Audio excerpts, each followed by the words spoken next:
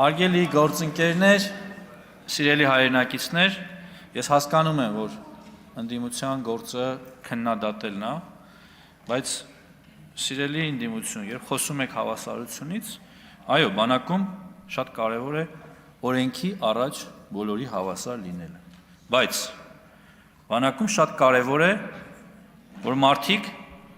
իրենց աշխատանքի, իրենց պատրաստության մակարդակին համապատասխան բավարարում ստանան, գումար ստանան։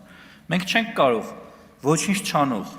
պարզապես համազգեստ հագնող մարդուն ու պատրաստականության բարձր աստիճան ունեցող զինվորականին հավասար կերպով նայել։ Բայց ինչպես ընդգծենք, որ մեր քաղաքականությունը եւ մեր իդեալը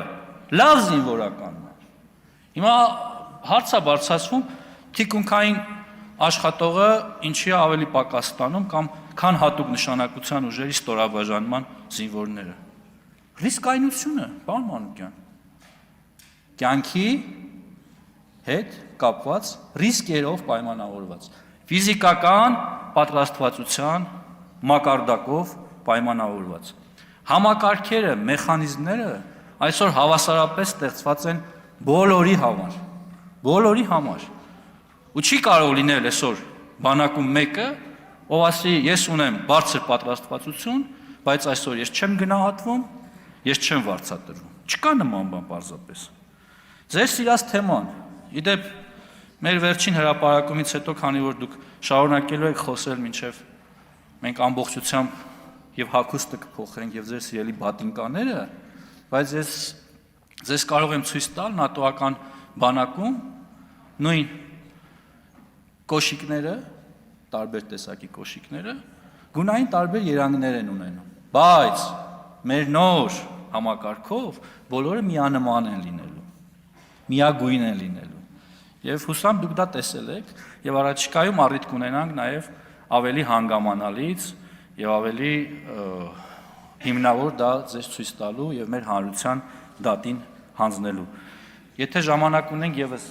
մի րոպե ձեր թույլտվությամբ, սիրելի հայրենակիցներ, ես ուզում եմ մենք ճիշտ ընկալենք ինչ է իրենից ներկայացնում Պաշտպան հայրենյաց ծրագիրը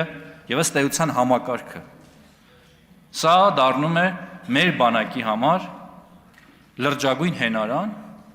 եւ սա մի ուրույն միավոր է, մի ուրույն փաղանգ է, որը դառնալու է մեր բանակի հենասյունը ու դառնալու է մեր բանակի պայմանագրային համալրման ամենակարևոր խողովակը։ Սա խողովակ է, որը կապում է պարտադիր ժամկետային զինծառայությունը պրոֆեսիոնալ պայմանագրային ծառայության հետ։ Եվ քանի որ մեր տեսլականն է ունենալ պրոֆեսիոնալ բանակ, բայց միևնույն ժամանակ չհրաժարվել ժամկետային ծառայությունից, մենք կարողանում ենք ստեղծել